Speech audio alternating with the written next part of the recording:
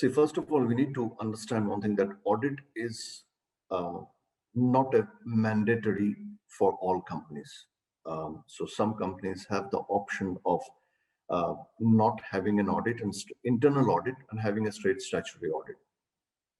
Now, to survive and to have this audit department, I think it is imperative now that we get into something which the board, the stakeholders, the process owners feel that it is important for us.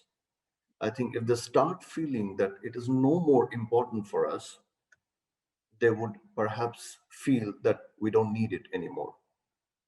Because remember that there is a lot of huge cost which comes with the audit team, because the team structure, normally in an organization, mid-size organization, you would see around, say, a team of, say, 5 or 6 auditors plus the business head, and it costs a lot.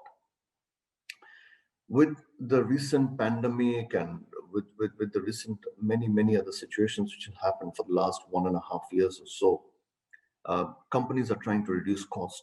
And Everything fortunately, is seen through a yeah, cost filter. Yeah. right. So fortunately, it has not touched upon the audit department per se.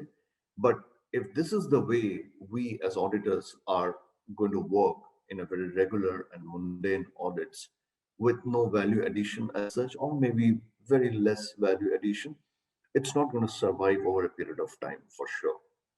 So I think this is the right time for us to evolve from that, take one step ahead, and connect, as we discussed, with the stakeholders, with the process owners, and to make them, give them a product that they feel that this is so important for me.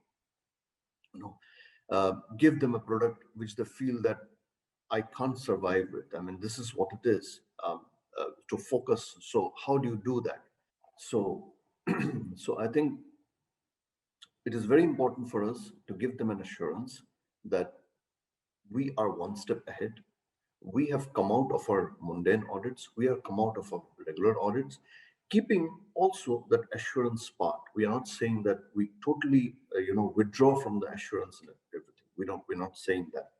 But the idea is to give that level of confidence to the board of directors, to the CEO's office, to the stakeholders, to the process owners, and tell them that we can do much more in terms of just being auditors, uh, and that much more will come only when you do a lot of research, a lot of due diligence on the processes, um, a lot of analytics, which you can study and present to the stakeholders.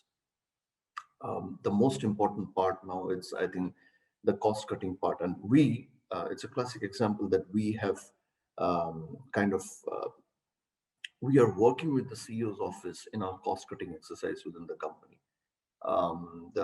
There has been a request from the CEO's office to work on the cost cutting of overhead expenses, or identify the cost and everything, which also needs, it's not a very straightforward thing, which also needs a lot of analytical mind to identify where all I can do and what all I can do, which again falls into the bracket of the audit per se, of the operation audit, of the process re-engineering. Because if you don't study, then you cannot kind of find out the effective way of doing this exercise. So yes, it is the again coming back to the benefits of working and coming out of the audit reports and structure and doing something different, which is which is more of a value addition to the board, to the CEOs. And how this value addition happens, it's for sure it is through a strategic audit or strategic partnership, or more and more involvement with your process owners, and not just getting involved for a certain period of time for an audit. um, Studying the processes, studying the sub processes, studying the supply chain management. um, for example, there has been very recent issue of a Suez Canal ship block. And one of our companies is a shipping company, and they are more into the stevedoring business in Equatorial Guinea. And the moment this happened, I connected with them, with the head of the company, and said that, okay, listen, these things have happened. Um, what is the effect with us? How we are getting affected? The moment I talk to him like this, he feels that, okay, why is he asking? Maybe he wants to help me. And then I have to mention, okay, because I want to be with you. I want to find out what are the issues, and probably we can resolve the issues together. And he immediately he clicked in. I mean, there was no second thought on it. And we discussed what are the issues, how delays the containers will be, how is it going to affect us financially, business wise, operations wise, everything we discussed. And we try to come out with a solution that this steps needs to be taken to ensure that we don't get into those kind of situation. And then collectively, the audit department and the business head, we reported to the board of directors saying that this is what we discussed, this is what are the steps that we came up with, this is what is we need to do. It's never that audit department has suggested and we observe that and we find that and those kind of things. We don't get into that. It's us together.